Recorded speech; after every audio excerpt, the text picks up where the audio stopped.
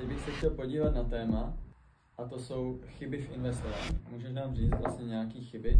Určitě můžu. Jedna z největších chyb je prostě investování do věcí, kterým jakoby tolik třeba nerozumím, po případě, když nemám nikoho, kdo by mě tím provedl.